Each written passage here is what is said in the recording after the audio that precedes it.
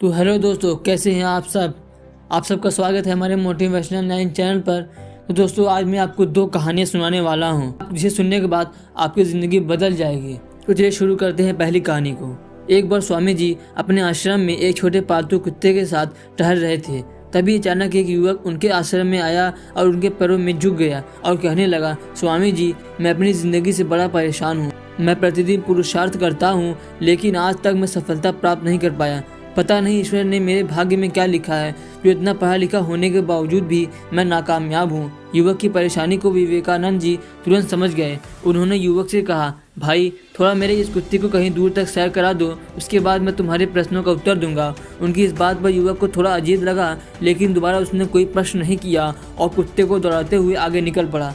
बहुत देर तक कुत्ते को सैर कराने के बाद जब युवक आश्रम में पहुंचा तो उन्होंने देखा कि युवक के चेहरे पर अभी भी तेज है, लेकिन वह छोटा कुत्ता थकान से जोर जोर से हाँफ रहा था। इस पर स्वामी जी ने पूछा, क्यों भाई, मेरा कुत्ता इतना कैसे थक गया? तुम तो बड़े शांत दिख रहे हो, क्या तुम्हें थकावट नहीं हुई? युवक बोला, स्वामी जी, मैं तो धीरे धीरे आराम से चल रहा था, लेकिन यही बड़ा अशांत रहा। रास्ते में मिलने वाले सारे जानवरों के आगे पीछे दौड़ रहा था, इसलिए एक जैसी दूरी तय करने के बावजूद भी यह इतना थक गया।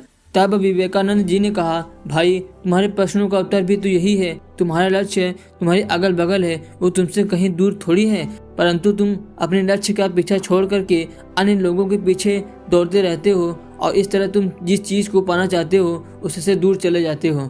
युवक उत्तर से संतुष्ट हो गया और अपनी गलती को सुधारने में लग गया।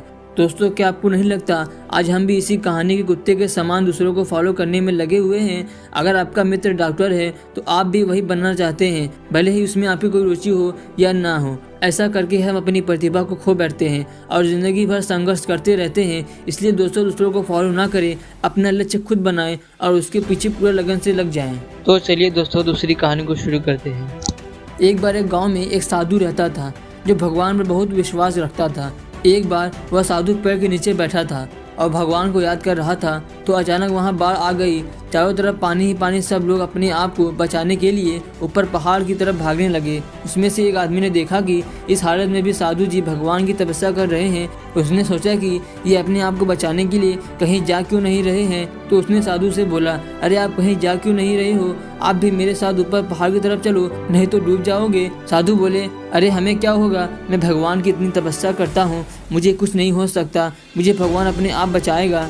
धीरे धीरे पानी साधु की कमर तक आ गया। अब लोग वहां से नाव लेकर निकलने लगे। उनमें से एक ने साधु से कहा, अरे पानी आपकी कमर तक आ गया है, आप हमारे साथ चलो। तो साधु ने कहा कि नहीं, भगवान मुझे अपने आप बचाएगा। और वह नाव वाला भी वहां से निकल गया। कुछ देर बाद पानी इतना बढ़ गया कि साधु के सर तक पहुंच गया और अब लोगों को बचाने के लिए हेलीकॉप्टर निकलने लगे। एक हेलीकॉप्टर साधु के पास आया, जो कि आखिरी हेलीकॉप्टर था। साधु के पास नीचे रस्सी फेंकी और बोला, इसे पकड़ लो और ऊपर आ जाओ, नहीं आप डूब जाओगे। यह आखिरी हेलीकॉप्टर है और आपके पास में दूसरा कोई रास्ता नहीं है बचने के लिए। तो साधु ने कहा, यह रस्सी वापस ऊपर खींच लो और आप चले जाओ, मुझे भगवान के ऊपर पूरा भरोसा है, वह मुझे बचा लेगा। पानी काफी ऊपर आ गया, पेड़ डूब गया और साधु की भी डूबने से मौत हो गई। मरने के बाद साधु भगवान के पास गया और बोला, हे भगवान, मैंने पूरी जिंदगी आपकी तपस्या की, मेरा सारा जीवन आपकी आराधना करने में लगा दिया, फिर भी इतने भरोसे के साथ इंतजार किया कि तू मुझे बचाने के लिए आएगा, लेकिन वहाँ मेरे डूबकर मौत हो गई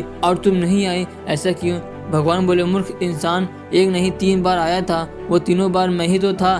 पहला पैदल, दूसरा नाव के द्वारा और तीसरा हेलीकॉप्टर के द्वारा, लेकिन तुमने मेरा एक भी अवसर पहचान नहीं पाया। पता नहीं किसका इंतजार कर रहा था। इस तरह से जिंदगी में हमें ऊपर वाला बहुत से मौके देता रहता है। इस तरह से जिंदगी में हमें ऊपर वाला बहुत से मौके देता रहता है, लेकिन हम सब उस मौके को ठुकरा कर पता नहीं किस चीज़ का इंतजार कर रहे होते हैं कि वो होगा तभी मैं करूँगा, और इस बात पर अड़े रहने से एक वक्त के बाद वो मौका हाथ से निकल जाता है और हम कुछ नहीं कर पाते हैं। तो किसी भी अच्छे समय का इंतजार मत करो, जो भी करना है आज और अभी से शुरू कर दो।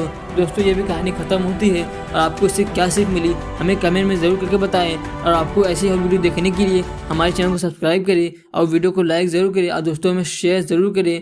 चलिए मिलते हैं अगली वीडियो में।